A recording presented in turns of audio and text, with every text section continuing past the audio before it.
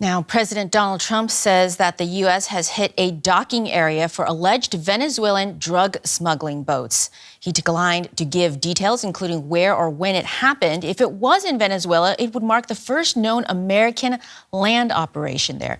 Meanwhile, the U.S. military struck another vessel in the eastern Pacific Ocean on Monday, killing 2 people. It's the latest attack on boats that Washington claims are used to smuggle narcotics. U.S. strikes have killed more than 100 people since September. John Feely is a former U.S. ambassador to Panama and a former Marine helicopter pilot, and he joins me today from Washington. Welcome, Ambassador. Now, this strike on a port facility would mark the first known U.S. operation. I mentioned that inside Venezuela. How significant would that be? Well, if we can confirm this independently, it would mark a significant escalation of hostilities by the Trump government against the regime of Nicolas Maduro. But the big question there is if we can confirm it.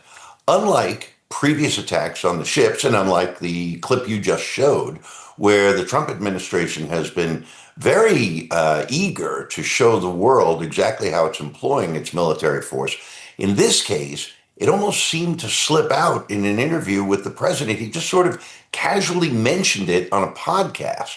Reporters picked up on it. They kept pressing. And yet, strangely, the White House, the Defense Department, the State Department have all been mum on it. So once again, the big question is if we can confirm it. And if we do, then it would represent a significant escalation. Why do you think that is, that they don't want to talk about this, that there hasn't been visual evidence, that they've previously been happily able to share of strikes in the seas? This gets us into the sort of realm of speculation, which is always a little bit dangerous. But I guess the best answer that I can come up with is that this is something that wasn't supposed to be mentioned.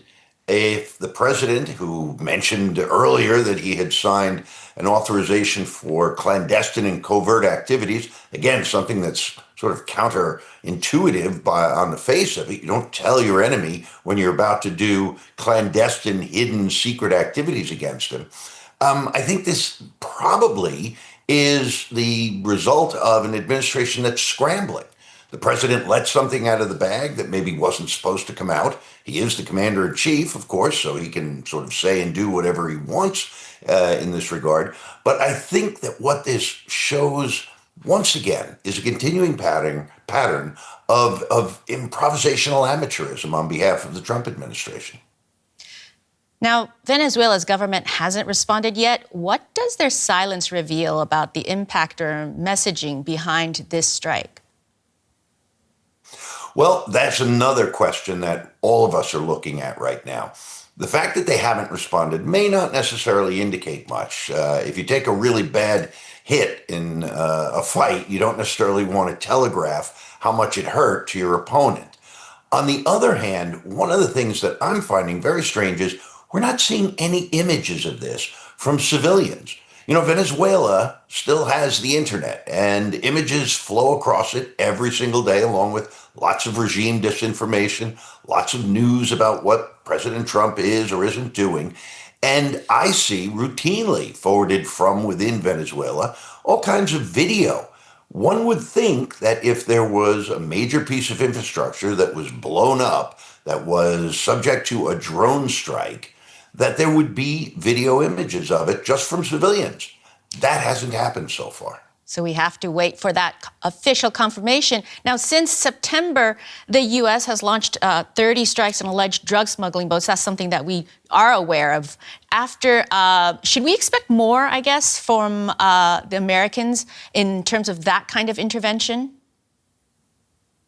Oh, I think very much so. I mean, look, the counter-narcotics pretext for these activities, the foreign terrorist, narcotics terrorist designation, is pretty thin gruel. I don't think too many serious analysts really believe that this kind of military buildup is going to just be designed to go after small craft. They can do that with a lot less military firepower, and they have been doing it. I think the idea that they are going to have to blow something up on land is a function of, again, this sort of improvised nature of it.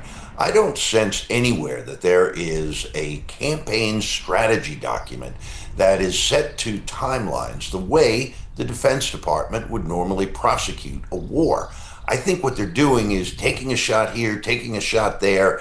These are targets of opportunity, seeing what the reaction is like, seeing what kind of blowback they get in the Congress, and they're just continuing to march down a path. The problem is that at some point they run out of room and they have to sort of, as we say, put up or shut up. And Trump doesn't want to shut up and walk away and look weak. So I think he's going to have to launch some kind of attacks on the land at some point. I just don't know if it really happened the other day. John Feely, former U.S. ambassador to Panama, thank you very much. Interesting insights. Thanks very much.